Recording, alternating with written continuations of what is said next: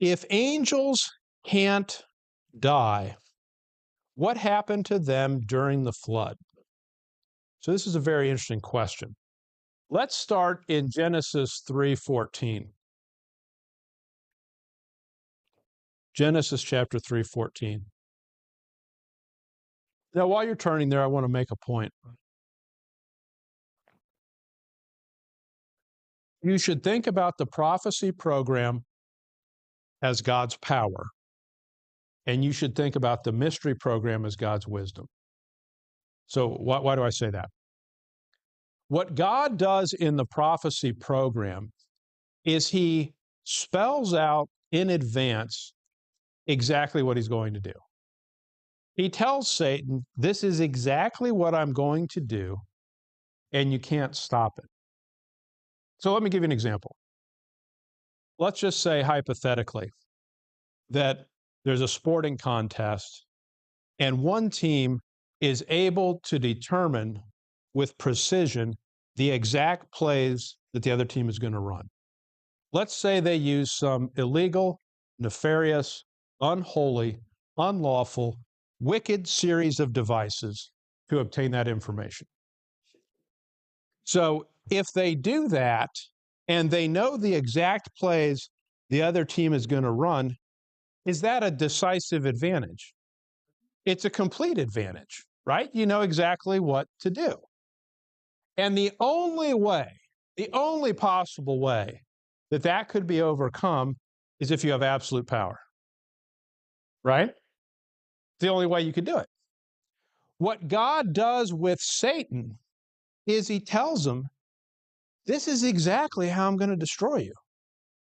So you can contrive and you can scheme and you can do whatever you want, but it's not going to make a difference. When God spoke the universe into existence, when he created everything there is, including Satan, is there any question at all who has the most power in the universe? There's no question whatsoever. So notice with me, Genesis chapter 3. So I did all that waiting for you to turn there, and then I didn't turn there, so that was good. But look with me at Genesis chapter 3 and verse 14. And the Lord God said unto the serpent, because thou hast done this, thou art cursed above all cattle, and above every beast of the field. Upon thy belly shalt thou go, and dust shalt thou eat all the days of thy life. And I will put enmity between thee, that's the serpent, and the woman, and between thy seed and her seed. It shall bruise thy head, and thou shalt bruise his heel. So the Lord specifically tells Satan right in Genesis 3, here's how I'm going to destroy you. It's with the seed of the woman. And that's God's demonstration of his power. I'm going to tell you exactly what I'm going to do, and you can't stop it. Now, let me make a contrast before we go on. What God does with the mystery program is with the mystery program, it's about God's wisdom. And you know that because in 1 Corinthians 2, verses 7 and 8, what is the very definition of mystery? Hidden wisdom. And in fact, Ephesians 3 talks about we might be made known by the church the manifold wisdom of God. Now think about this with me just for a minute. God is omnipotent. Revelation 19 says that he is. So God always had the power to defeat Satan. He always had, always will. That doesn't prove, just merely having more power, that doesn't prove that God is wiser than Satan. It just proves that he's more powerful. But what the mystery program demonstrates is that God is wiser than Satan. And what the mystery program does, you know this, but in Luke 22:3, Satan enters into Judas because he's in favor of the cross. 1 Corinthians 2, verse 7 and 8 says that if the princes of this world, in other words, Satan and the evil principalities, if they had known the mystery, they would not have crucified the Lord of glory. And so, what God did is because there was a mystery, because there was hidden wisdom that God didn't reveal to Satan, Satan played into his hands and was his own undoing. Okay? Now, get with me Genesis 6, verse 1. So you see there's clearly a difference between the mystery program and the prophecy program. In Genesis 6:1, and it came to pass, when men began to multiply on the face of the earth, and daughters were born unto them, that the sons of God saw the daughters of men that they were fair, and they took wives of all which they chose. And the Lord said, My spirit shall not always strive with man, for that he also is flesh, yet his days shall be 120 years. Verse 4.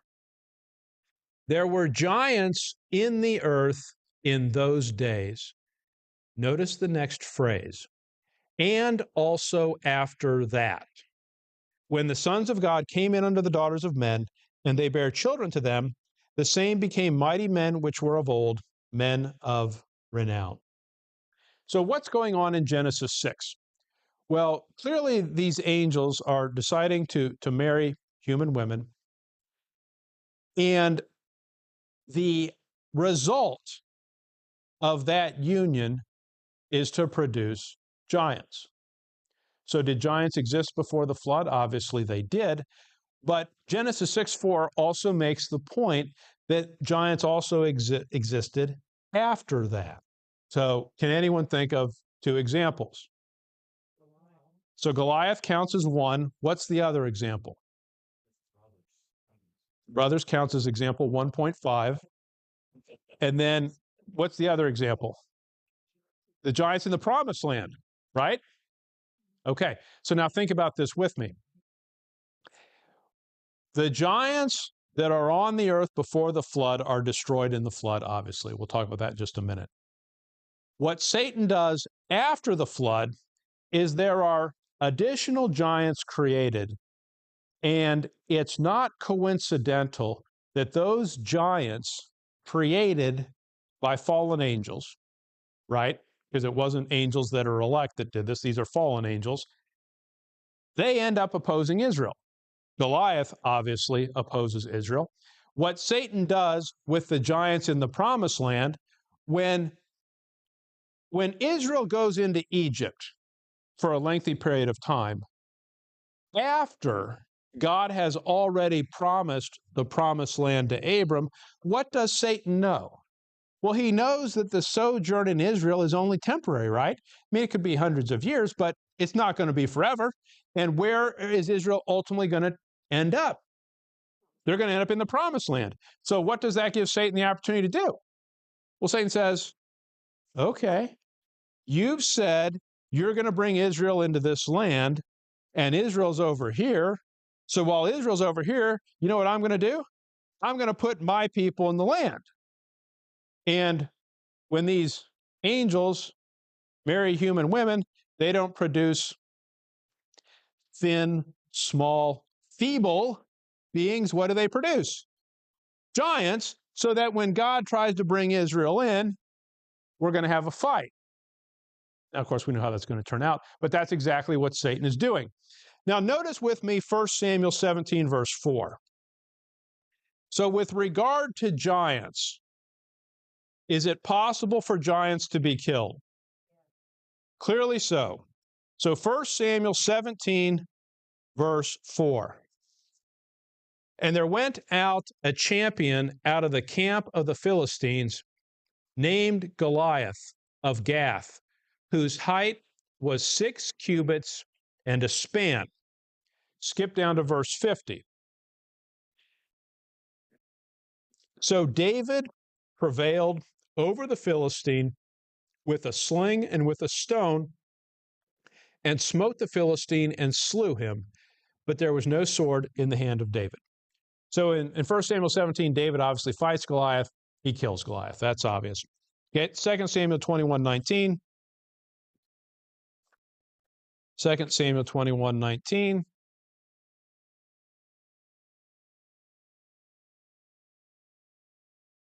Second Samuel 21:19. And there was again a battle in Gob with the Philistines, where Elhanan, the son of Jeroboam, a Bethlehemite, now notice this, slew the brother of Goliath the Gittite, the staff of whose spear was like a weaver's beam. Okay, so we understand that fallen angels can produce giants. We understand giants are big. We understand they serve certain purposes.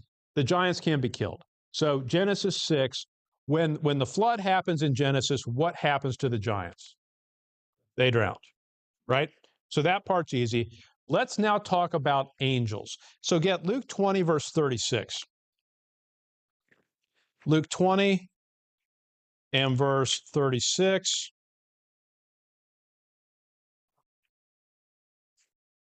Luke 20, verse 36. Neither can they die any more, for they are equal unto the angels, and are the children of God, being the children of the resurrection. That's fascinating. What happens to men in the resurrection, when someone has a resurrected body in the kingdom program, in the millennium, for example, they don't have the ability to die anymore. And that verse says their ability not to die makes them equal with the angels. So can an angel die? Answer is no. Get Hebrews 2, verse 9. Hebrews chapter 2.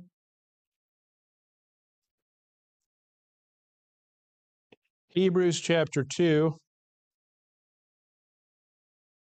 and verse 9. But we see Jesus, now notice this, who was made a little lower than the angels for the suffering of death, crowned with glory and honor, that he by the grace of God should taste death for every man. So when it says that Jesus was made a little lower than the angels, what was he made? Man. So if this is angels, man is right here. He's a little lower than the angels, and he was made a little lower than the angels for what purpose? For the suffering of death. But if people in the resurrection are equal unto the angels, then what can they no longer do? They can't die. So those two verses serve as a very clear proof that angels cannot die.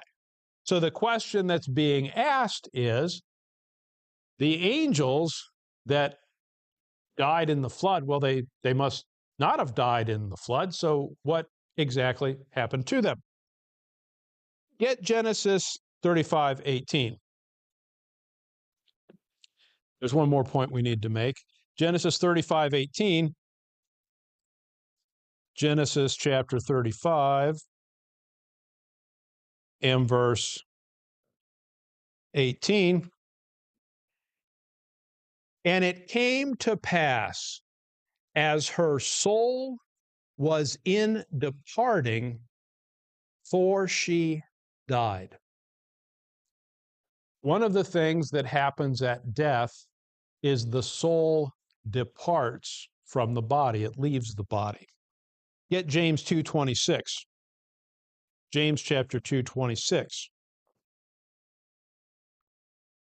James chapter 2 and verse 26.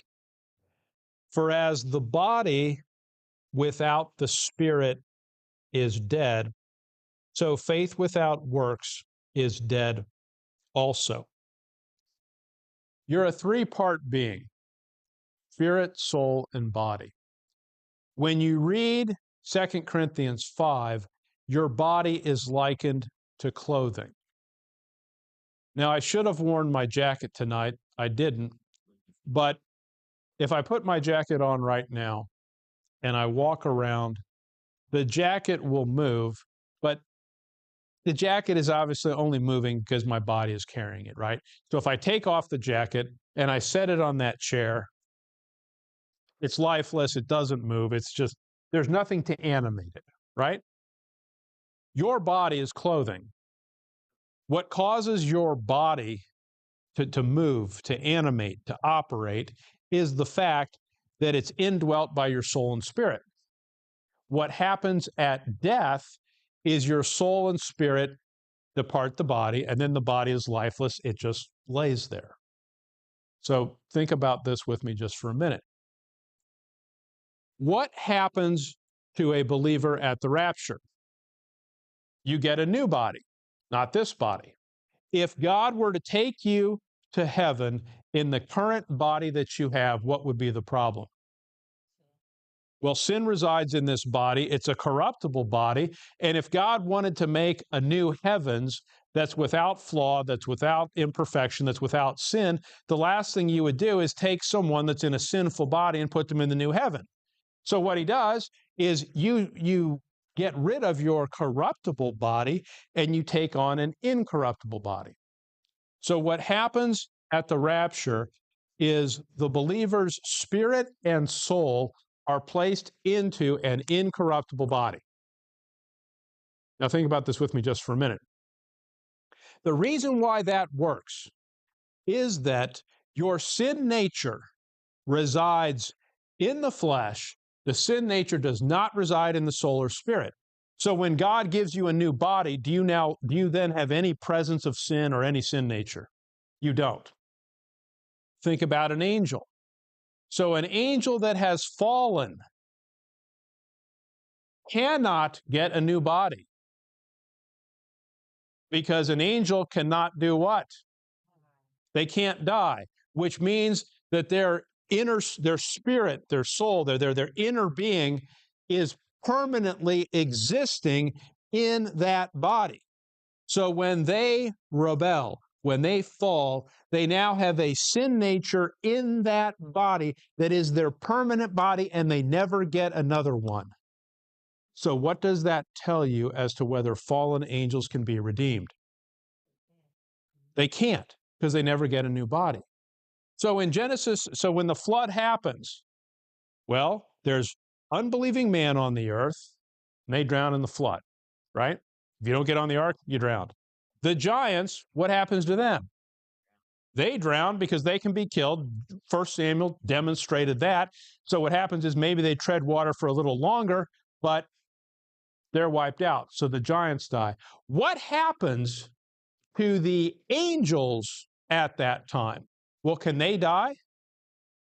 They can't die. Luke 20:36, Hebrews 2:9. So what happens? Get with me, 2 Peter 2, verse 4.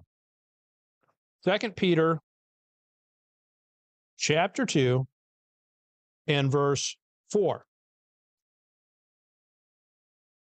For if God spared not the angels that sinned, so they weren't spared, but cast them down to hell.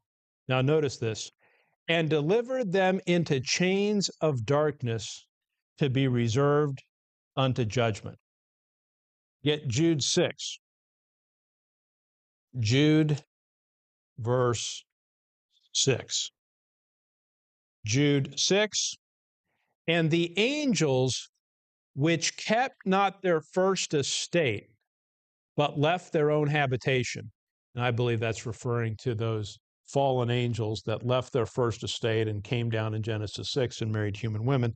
And the angels which kept not their first estate, but left their own habitation, notice this, he hath reserved in everlasting chains under darkness unto the judgment of the great day. So what 2 Peter 2 and Jude 6 both say about these angels that were rebellious at the time of the flood, it doesn't say that they were killed, but what happens is they were obviously captured and they were imprisoned and they were chained. Get with me Revelation 20, verse 1. So those angels aren't killed, they don't die, but what happens is they are taken captive, and it says they're reserved in everlasting chains. I'd like to be in chains for eternity. Not good. Look with me at Revelation 20, verse 1, and this may help explain what happened. And I saw an angel come down from heaven, having the key of the bottomless pit, notice this, and a great chain in his hand. And he laid hold on the dragon that old serpent, which is the devil and Satan, and bound him 1,000 years. God has something that are essentially the military police. So, do military units have an internal police force to discipline their members? And the answer is they do, right? So what do you do if some of your soldiers are misbehaving or carrying on? Well, what you do is the military police arrive, they take him into custody and basically say, you got to stop this. You're going to be court-martialed or whatever the disciplinary, whatever the powers that be decide to do. What happens to Satan in Revelation 20? Is there some angel that's stronger than he is? Apparently there is. And apparently he could have done that at any time. But what happens in Revelation 20 is God gives the order to that angel and says, well, I've had enough of this. And so I want you to go down there, take this great chain, and I want you to bind him, and he puts him in the bottomless pit. Now, Satan, in this instance, Revelation 20, 1 and 2, he's going to be released from that chain, right? Because he's going to be released from that chain after 1,000 years. But there comes a time subsequent to that where he's going to be cast into the lake of fire. And does he ever get out of that? He doesn't. So back to the original question. If angels can't die, what happened to them during the flood? Well, it seems what happened to them during the flood is that God essentially dispatched the military police. He dispatched angels that had the power and ability to arrest these angels, to take them captive. They were taken down into hell. They were imprisoned and they were bound with everlasting chains. They didn't die because angels can't die. But what they did is they went straight to jail. Do not pass go. Do not collect $200 is what happened to them. And so they are sitting there today awaiting their final judgment.